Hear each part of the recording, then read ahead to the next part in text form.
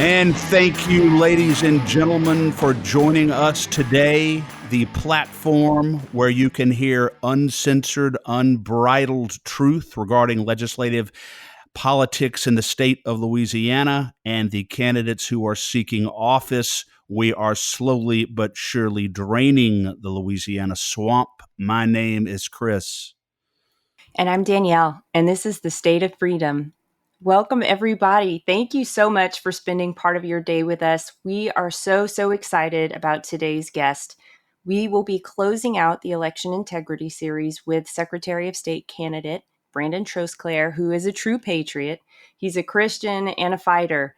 But before we meet Brandon, let's take a look at the scripture of the day. It is Colossians chapter 3, verses 12 through 14. It says, "You are always and dearly loved by God, so robe yourself with virtues of God, since you have been divinely chosen to be holy. Be merciful as you endeavor to understand others, and be compassionate, showing kindness toward all. Be gentle and humble, unoffendable in your patience with others. Tolerate the weaknesses of those in the family of faith, forgiving one another in the same way you have been graciously forgiven by Jesus Christ. If you find fault with someone, release this same gift of forgiveness to them, for love is supreme and must flow through each of these virtues. Love becomes the mark of true maturity." And in this passage, Paul was instructing the church on how to live in unity, and he gave us the essential keys for doing that. And it's to live in compassion and mercy. It's to be gentle, humble, and unoffendable in our patience with each other. We have to walk in forgiveness and be quick and ready to forgive. These are keys for us as we strive to work together to save our state and our nation from the destructive path that we have been racing down at seemingly top speed. So for those who love the Lord, these are our instructions and the keys to our success. They're not optional if we intend to win this spiritual battle for our land and for our future.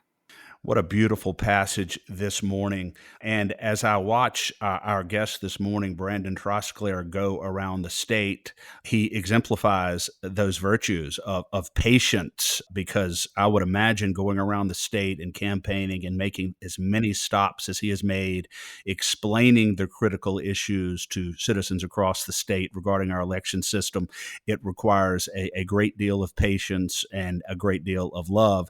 And the way he carries himself is a great personification of what St. Paul is talking about in Colossians this morning. So what an appropriate scripture for today. As you said, Danielle, we have him with us this morning, Brandon Trosclair, the candidate for Secretary of State that we are supporting, and for very good reason. Welcome to the show, Brandon. It's great to have you. It is great to be here, and you are certainly right. I'd like to get the chapter and verse again of that verse in Colossians, but as she was reading that, what came to mind is our role as Christians is to spread the Great Commission, to spread the Word of God. And when she was reading that verse, it was just clear to me that should be the demeanor of all Christians, showing love and patience and kindness as we spread that. It's not something that no matter whether it's the Word of God, or if we're talking about elections, it's something that we should be screaming and hollering and jamming down people's throat. It should come in love and in patience. And like I said, I'd love to get that chapter and verse again. I missed it, Miss Danielle, but that was great. As well as I'll text it to you. Thank you. I appreciate that. As well as everybody calls me Trosclair, but my grandfather and father, they're from down the river in St. James Parish and Lutcher, and they weren't Trosclairs, they were Trosclairs. So I'm Thank you. This has been my question. I have to say, look down the bayou. I'm like, we call you. We say Trosclair. No, we say Trosclair down here. So I wasn't going to bend to the Trosclair. Yeah, I'm from Shreveport. I'll have to correct the way I've been pronouncing your last name here, Danielle. You've been saying it right, but Brandon, speaking of approaching in love, but with firmness, those with whom you disagree, before we get into the election issues here, you had a very significant disagreement with the Biden administration not too long ago that resulted in a federal lawsuit that was of profound significance for employees across the country. Tell the listeners about that lawsuit, how you got involved in it, and what was the outcome of that, and why it's so important. Yes. So 2 years ago, Joe Biden came out with the employer vaccine mandate, and what that mandate stated that is, if you had over 100 employees, you had to force them to get the vaccine, or you had to fire them. And my stance from the beginning was neither for or against the vaccine, but my stance was, President of the United States doesn't belong in my business, and I don't belong in the medical decisions of my employees. That's between them, their family, and their doctor. In addition to that, we felt that it was going to be an economic disaster. At that time during COVID, we were very, very hard to get products on our shelves just because of the supply chain breakdown, and as well as just hiring and having employees. And then on top of that, if we're going to lose somewhere between 35 and 50% of our employees because they didn't want to take, in their mind, an experimental jab, it was going to be a disaster nationwide, not just for my business, but nationwide. It was going to be a disaster. So I called, actually, I had Congressman Graves came and done it was a store visit that was already on the books when this mandate was announced. And I told him, I said, hey, I'm 100% against this vaccine mandate. What can we do about it? And he's like, well, the only thing you can really do is, I guess, is challenge it in court. I said, well, you got any recommendations? He said, call the friends over at the Pelican Institute, which I had already done some classes over there and have a great relationship with those folks. And so that's exactly what I did. I called them up and I told them that this is a massive government overreach and I want to do something about it. So we joined forces with the Liberty Justice Center out of Chicago, Illinois. And both of those two organizations represented me, and we were the first person. And look, to be honest with you, I guess I was a little naive on this. I thought tens of thousands of business owners would stand up and do exactly what I did. I thought it was such a clear, massive overreach that tens of thousands. So I didn't expect to do the first interview, to do nothing really. I'm standing my ground, but ended up being the first in the nation of only 6 private citizens across the country to do this. And I think that's significant because I had lunch with our attorney general and asked him why that they lost the very same case, but it was for the medical field. And he said because they couldn't find a single plaintiff in the entire country. Nobody would stand up. Wow. They couldn't find a single plaintiff. So they felt that we won that case because they had a plaintiff. They had a real life person that was in real life affected by this that stood up. So we immediately got a nationwide injunction in the Fifth Circuit. I filed on a Thursday morning, and on Saturday I was teaching my 2 young kids how to go and deer hunt. And the phone blew up that we had got a nationwide injunction, which was very exciting. Of course, the Biden administration immediately appealed that case, and in very short order, we ended up all the way at the Supreme Court, and we won that decision 6-3. And multiple publications estimated that we saved anywhere from 80 to 100 million jobs across the United States. And I tell people all the time, didn't expect all the attention and whatnot that came with it. But nonetheless, it was the honor of a lifetime to stand up for my employees and stand up for the American worker. Brandon, it's such an interesting story because there are circumstances in life when citizens can really tell who simply talks the talk and who walks the walk. And this lawsuit on your part, your willingness to stand up and invest that kind of time, energy, stress, resources in a federal lawsuit and taking on the Biden administration, essentially taking on the federal government, really indicates that you walk the walk. And I think it is relevant to your run for Secretary of State because it tells us the kind of person that you are and that you will stand up for your convictions even when nobody else or few others will do so. So we applaud that effort. And the fact that 80 million jobs estimated were saved because of that is just massively important to us. So thank you for sharing that with us. today. And now I want to get into the meat of our discussion. I want to talk about initially, I know Danielle has a lot of questions as well, but you are running for Secretary of State because obviously you see some very significant problems in our election system, existential problems that have to be corrected, that have to be reformed. Talk to us about some of those problems and what are you looking to do to correct those issues so that we have a very safe election system in Louisiana. Yeah, and before I get into that, Chris, I want to address your last comment that I'm somebody that's willing to not only talk the talk but walk the walk.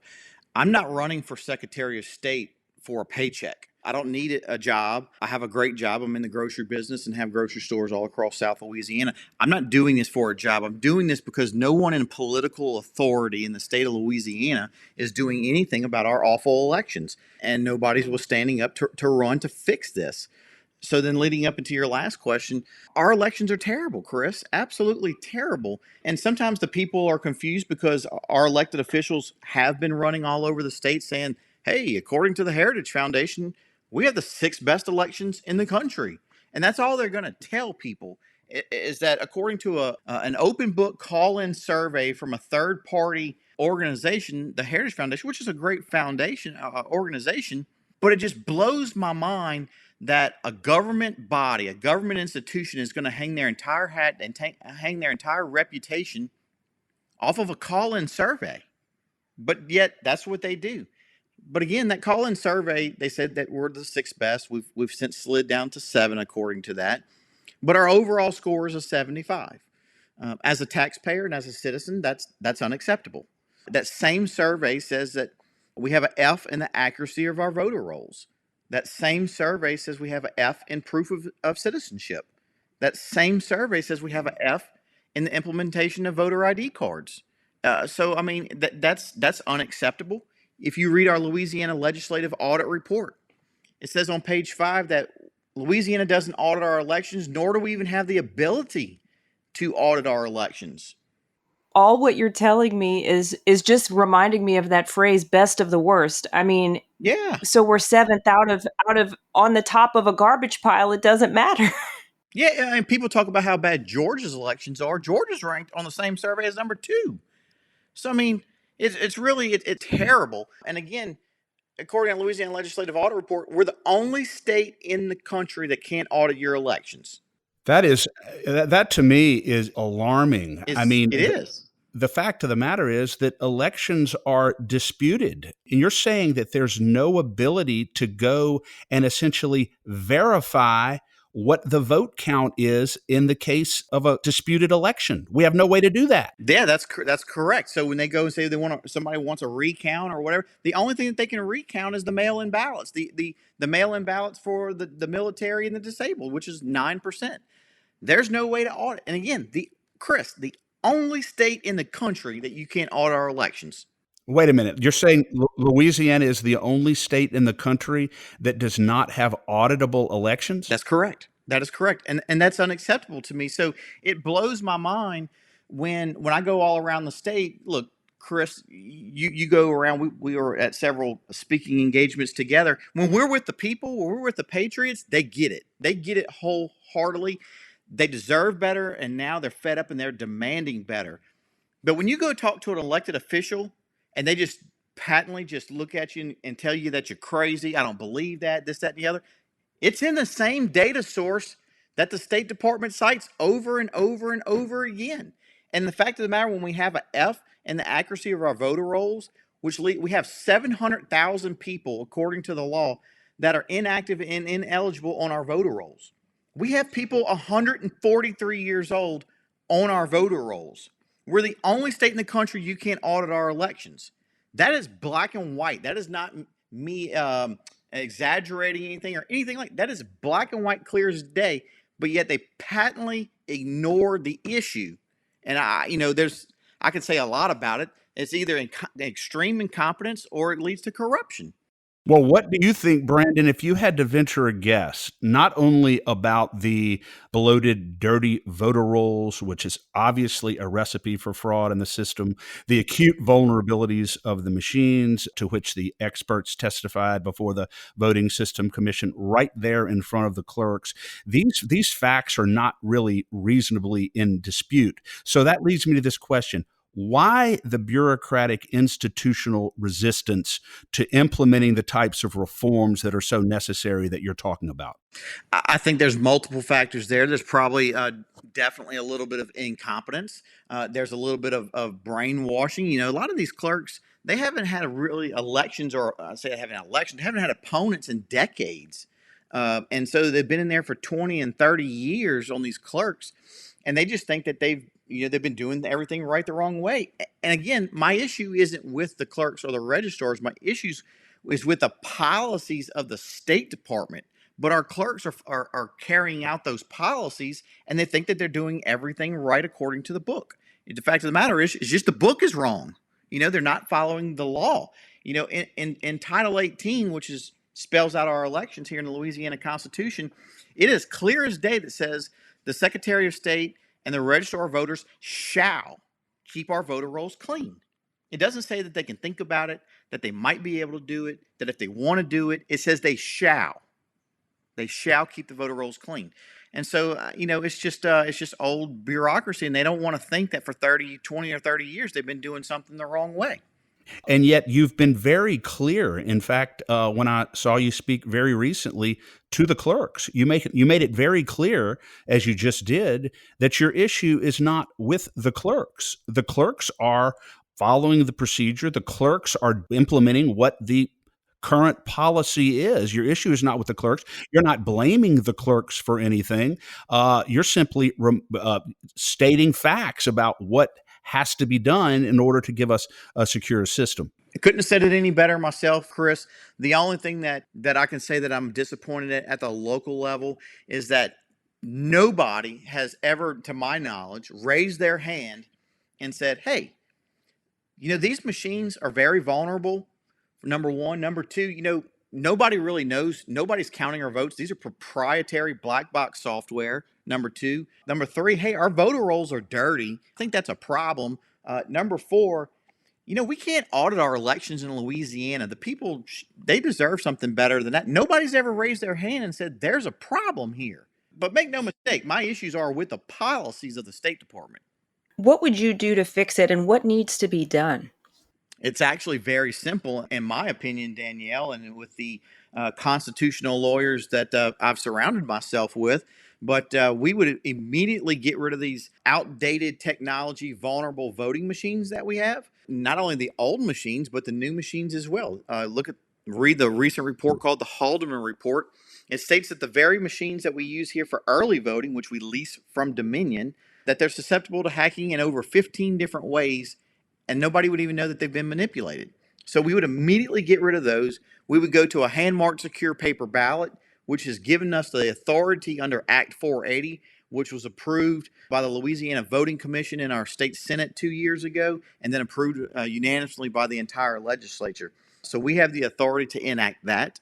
The second thing we would do, and we'd actually probably do this simultaneously, or if not first, is we would clean up our registration rolls and we would keep them clean. Again, we have that authority right now in the Louisiana Constitution. So we will get that done right away. And by using a hand-marked secure paper ballot, within 24 hours of an election, the people of Louisiana in many, many, many decades for the first time will be able to audit their elections. And they won't even have to file a FOIA request or anything like that. Their government's going to give it to them, because that's what they deserve: accountability and transparency. Brandon, there is an estimated at this point, drilling down for a minute on the voter rolls, and I know that the estimates vary from 180,000 all the way up. Dr. Russ suggests it may be 600,000 ineligible voters who are currently on the voter rolls in Louisiana, which is really staggering. What, in your view, is the connection between having outdated, bloated voter rolls where people across the state who shouldn't be on voter rolls are still on there. Either they've died or they've moved or they're inactive. What is the connection between having that many ineligible voters' names on voter rolls and the potential for fraud in our system? Yeah, so if you have quote unquote fake people on the voter rolls, then you can potentially use those for voter fraud in the machines. And so I'm going to give you a statistic that backs that up. And it doesn't matter if it's an old machine or a new machine, Chris. It really doesn't matter there. But it's just the fact that it's a machine and dirty voter rolls. So here's a statistic that we got our data from the State Department. In the age category of 70 to 100 years old, in 63 of our 64 parishes, we had 100% turnout. 100% turnout.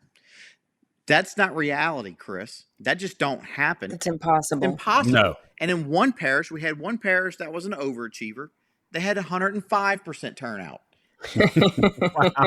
And so what happens there is if somebody needs to manipulate an election and they have dirty voter rolls, they can simply see who didn't vote and then insert those names into the election. And that's clear as day what's been going on. And again, to say that we need to have more and more proof, I'm going to go back to what I said earlier. Louisiana is the only state in the country where you can't audit their elections.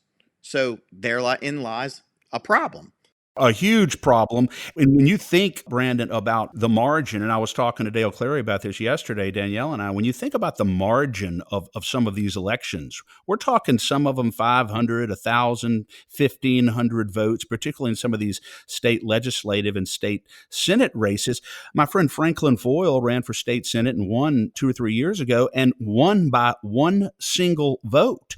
It was one single vote. So it seems to me to exacerbate the problem of the bloated voter rolls when you consider that, I mean, literally fraud injected into the system through inaccurate voter rolls swings elections and may have swung elections in this state. Yeah, you're 100%. And when you made the comment that it's a huge problem, I think to put this in perspective, all the problems that Louisiana does have, they're all huge.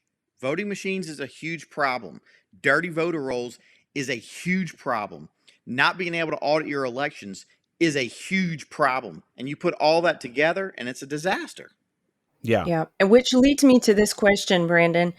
Are you concerned about the fidelity of the results in your own race, considering the lack of integrity of our election system? And what would you say to voters like me who are rightfully skeptical about election outcomes? I mean, because of what we saw in 2020 and what we've seen, I mean, frankly, across our own state. Yeah, so 68% of the country don't trust our elections.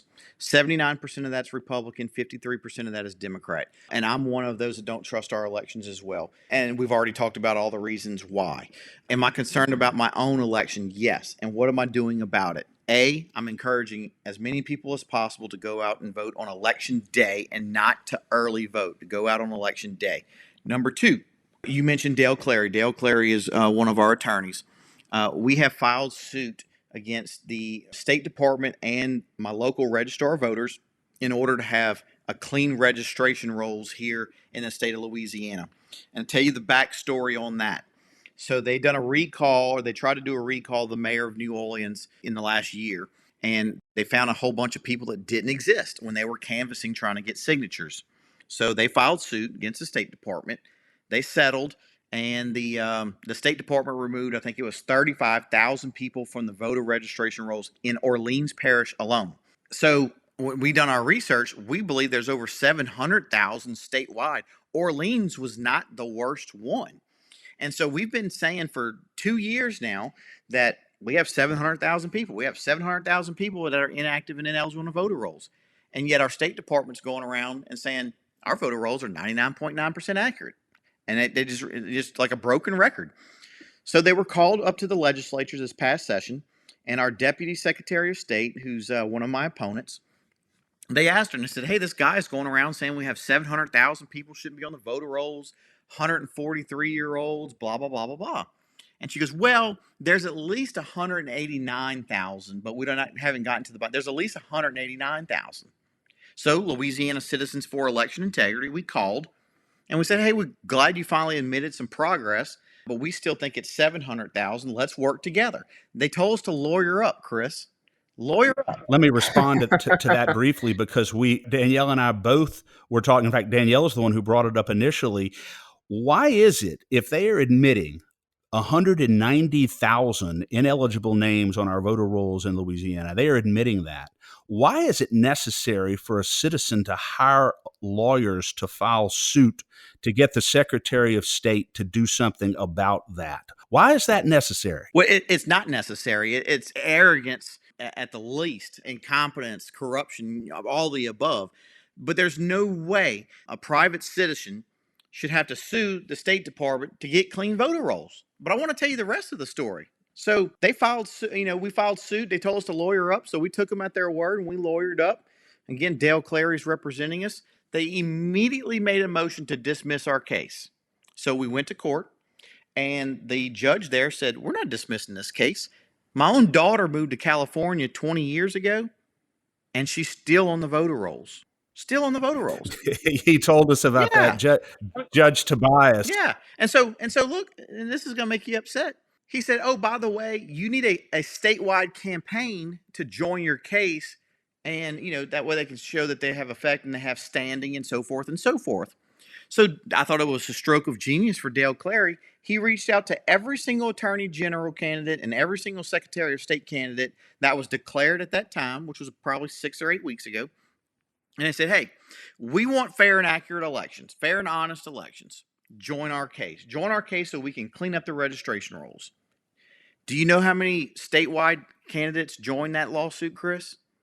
I think I want to go ahead and venture a big fat zero. Zero joined us. So Are you kidding me? Zero.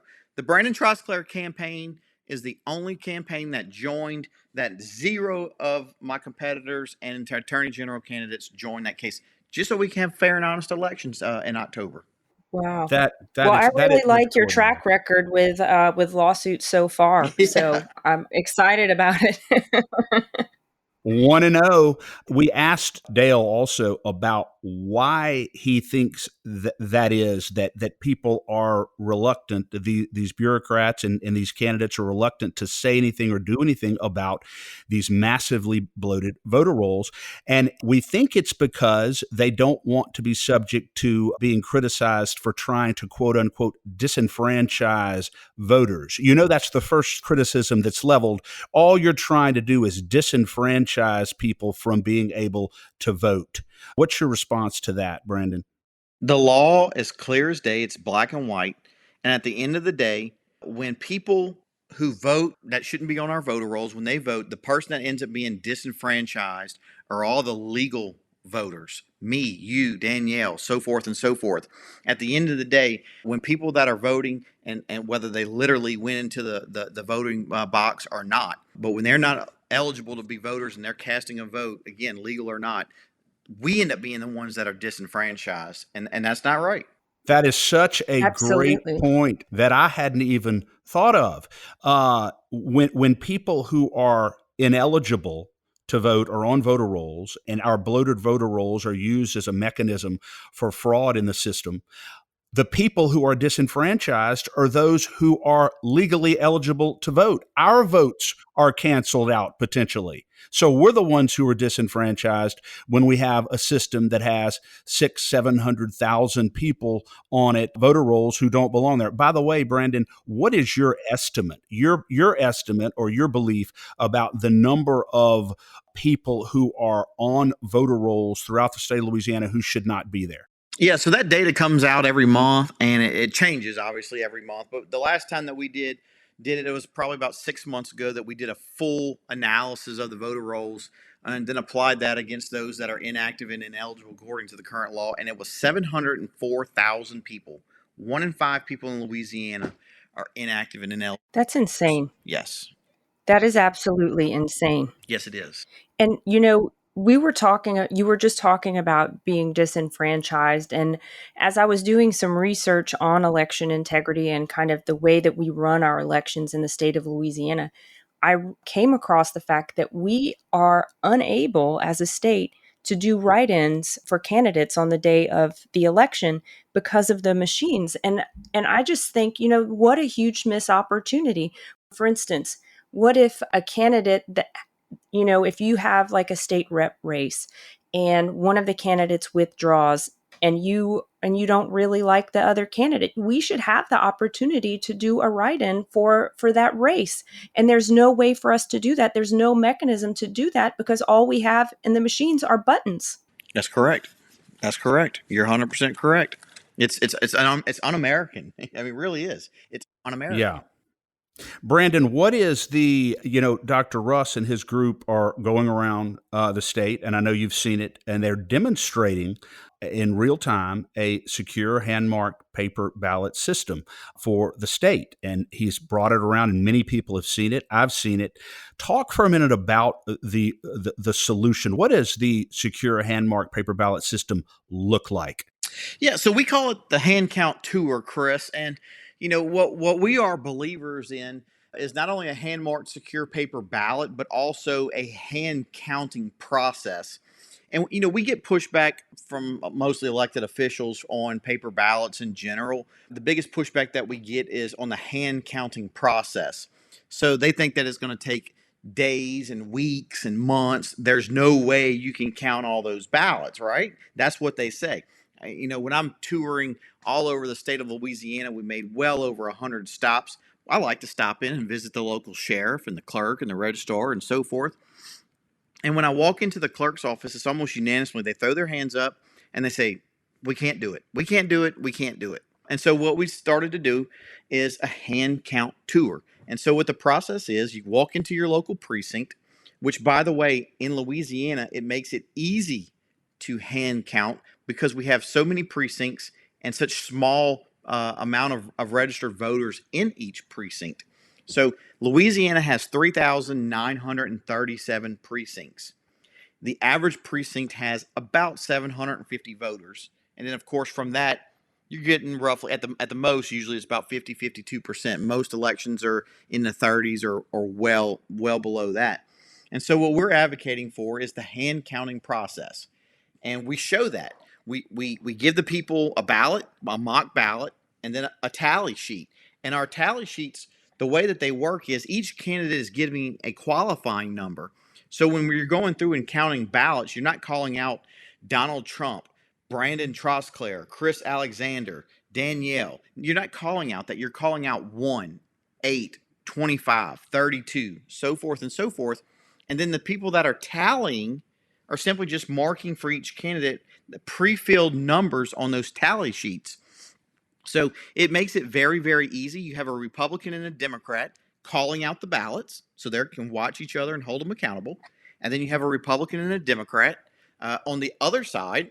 And when their tally sheets match, you end up with a certified election. So it's quite simple. So we started doing these hand count tours to show people how easy it is, how efficient and accurate that it is. And when we say that we can give you a certified election within minutes of the polls closing, they now understand how we can do that. Depending on the size of the precinct, they have precincts in the last election up in North Louisiana, they had 3 people vote. Right? 3 people. And of course, you got the biggest precinct is over in Lafayette. And so what we're advocating for is you have these 4 people that are counting and tallying. They're sequestered, just like they do when they do count the early vote over at the clerk of court's office or the registrar voter's office. They're sequestered. And so we're advocating that you start counting in the afternoon. Start counting at 2, 3, 4 o'clock for the big ones. And the smaller precincts, you can start counting at 5 or 6 o'clock. You count all the early vote, and then you count all the day of vote. And again, within minutes, you have a certified election. They're doing this in Texas. They're doing this in Florida. They're doing this in Missouri. They're doing it in parts of Arkansas now. And I think there's over 50 counties in Missouri that's doing this, and they're all done within 45 minutes of the polls closing in their last election. And not just demos, they are doing this in real time, in real elections. Real time, real elections. Again, Texas, Florida, Arkansas, Missouri, they're doing this. And so what I've made a promise to the people is not only are you going to have a certified election within minutes of the polls closing, but we're going to scan all those ballots in addition. to where within 24 hours, for the first time in decades in Louisiana, you'll have a way to audit your own election. You can go and count your own precinct. You can count your own parish. And if you've got a lot of time, you can count the whole state. But again, you'll have that right to do that. And again, I say it all the time when I'm out there. The people of Louisiana deserves elections as good as the people of Louisiana. And we haven't had that in a long time. I love that. Yeah, I agree. Well, Brandon, we have been laser focused on the election integrity issue when it comes to the Secretary of State race. But what are some other important responsibilities of the job while we have you? Yeah, make no mistake. I'm running to clean up our elections. I believe that's every bit of 90% of the job of the Secretary of State. In addition, the Secretary of State, they're the keeper of the Great Seal. They file all the business documents. If you want to start up a new LLC or proprietaryship or a new business in Louisiana, you go and file your documents there. Notaries and businesses go file their annual reports and annual filing with the Secretary of State there as well. And then they also manage 9 museums across the state of Louisiana as well. I'm of the firm belief that we have a lieutenant governor's office here in Louisiana. They handle tourism. At the least, there should be a joint venture between the lieutenant governor's office and the Secretary of State to better take care of these museums and advertise them and clean them up and have better results. And at the most, I think that they should be dissolved from the Secretary of State's office and given solely to the Lieutenant Governor's office. Again, that's his role. So anyway. Well, let me ask you this. How is your message, which seems to be very cogent and very compelling, how is it resonating across the state? I know you're traveling everywhere. You've probably made close to 100 stops at this point since you started campaigning. How are you resonating out there? It's been great. We're well over 100 stops across Louisiana. And again, as I mentioned earlier, when we were out there talking to the people, Sunday I was out in Mandeville area. They had 8 different groups, conservative and Republican groups, put a candidate forum together. I got 3 standing ovations in the time of a 3 or 4 minute speech that I gave. The people, they understand it. And they deserve better elections. And now, again, they're demanding better elections. So we get great feedback when we're with the people. The only pushback, per se, is when we're talking to elected officials. That's when we get a lot of pushback. Yeah. And for reasons that we have all discussed, I've come to realize in my own life that change is hard, Brandon, not only for individuals. Change can be scary, not only for individuals, but for institutions and for bureaucracies as well. You really hit on it earlier. When people are used to doing something year after year after year after year, we become creatures of habit and we have no desire to change because change requires effort. But in this case, it is so very important. As I have said repeatedly, if we do not have a secure, fundamentally reliable voting system that we know reflects our intent when we go into that voting booth, we don't have a republic anymore. All of the other issues that are very important to me are secondary to the security of our voting system. And for that reason, I am just very thankful that you are running for Secretary of State. I think you have a real understanding of these issues, and we are so very proud to support you and endorse you in your run. Well, I appreciate that, man. And when you say it that way, it makes me think back to our founding fathers. What they did was not the easy way out, but it was the right thing to do. And look what they created. They ended up creating the freest country on the face of the earth. As Ronald Reagan said, that shining city on a hill. And so, and speaking of Ronald Reagan, what I tell people all the time in that same speech he gave in 1964, we are a shining city on a hill. We are still the best country on the face of the earth. As bad as the direction of our country has been for some while, we're still the freest country on earth. And at the end of that speech, he said to do your best. And that's what I'm going to ask of all of your listeners, to do your best. Do your best for your kids and for your grandkids and the future generations to make sure that we preserve this great country that we have. And it all starts with having free, fair, and honest elections. Absolutely. To do your best. And when we do our best, when all of us do our best and we have the courage to see the truth, to face the truth, and to do something about it, then we will win and we will prevail. There's no question. Well, Brandon, God bless you. Thank you for joining us today. I know God only knows where are you off to today? So we will be down in Assumption Parish later on, mid-late afternoon, and then we're going to try to go from Assumption Parish to head up to Covington. We're doing a hand count tour up there, and we have some great volunteers that's putting that on. But I would like to catch the tail end of that and join them up there as well. So it's been virtually 6-7 days a week right now, and 3-4 stops every single day. So we're rounding third base. We're headed for home, and so it's going to take a lot of hard work, but we're not scared of hard work. Amen. And thank you so much. And God bless you and Godspeed. And I'm so happy that you have the ability to survive on 3 or 4 hours of sleep per night. It must be, Brandon, it must be the way that you're made. Godspeed, sir. Have a great day. Hey, thank y'all very much for having me. Thanks, Brandon. Chris, it's so refreshing to see somebody standing up to fight for us. I mean, so far we've had several people on who are fighters because those are the kind of people we're here to endorse and those are the kind of people that we're promoting. But Brandon is really standing up in a bit of a different way from other folks. Yeah, I admire him so very much because it's clear that, that the institutional powers are opposed to his efforts for all of the reasons that we discussed. But I think he's making great progress from what I've seen. I think his message is resonating because I think that most Louisiana citizens, when they see and understand how acutely vulnerable these voting systems are, how ripe for fraud these bloated registration rolls are, I think people understand the importance of change. And that's why I think his message is resonating.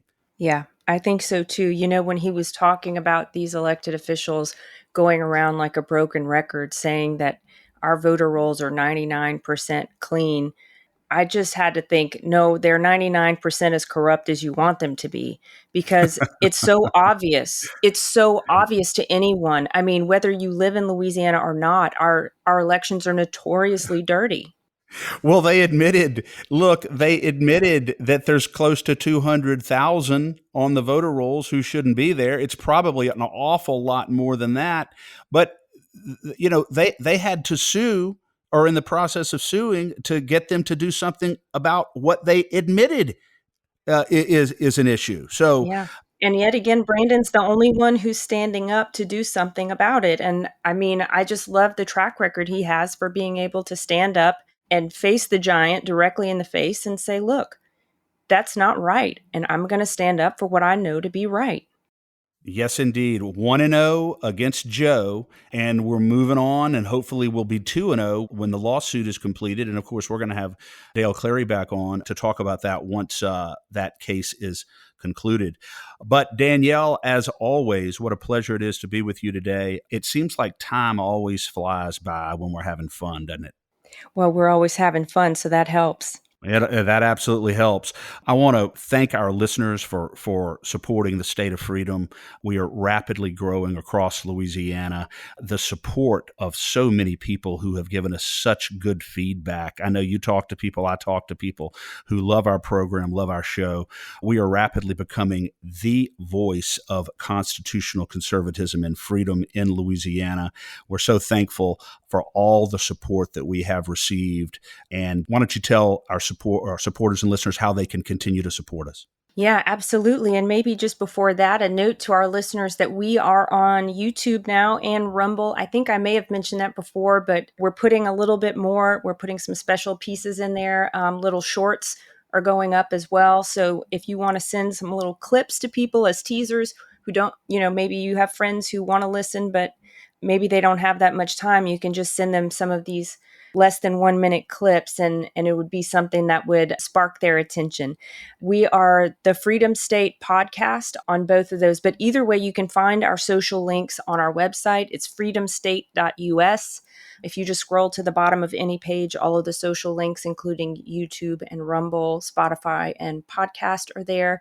If you want to support us, there's a page there where you can do so. We have a third-party processor called Glow FM. You can subscribe, do a subscription support to support us monthly at a low dollar amount, or any dollar that your heart desires. You can give us a one-time gift. We just really, really appreciate the support, the encouragement, and all of it helps us keep going.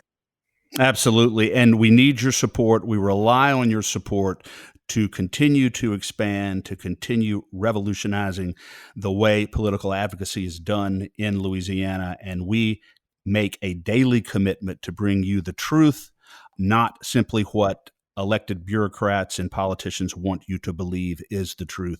We will always tell you the truth, and we will continue marching every day to preserve the state of freedom in Louisiana. Amen. Have a great one. God bless you. Thanks for listening to The State of Freedom. To stay on top of all the calls to action we mentioned today, just check out the show notes for the episode. If you'd like to support the show financially, visit our website at freedomstate.us. If you'd prefer to give by mail, you can send a check to The State of Freedom, LLC at P.O. Box 861, Berg, Louisiana 70343. If you own a business in Louisiana and are interested in supporting our show by advertising, please email us at info@freedomstate.us. To get involved with Louisiana Citizen Advocacy Group, visit lacag.org, LACAG.org, or email Chris at chris@lacag.org. If you're enjoying the podcast, please subscribe and share it. Give us a 5-star rating in the reviews. Thanks again, everybody. We'll see you next time.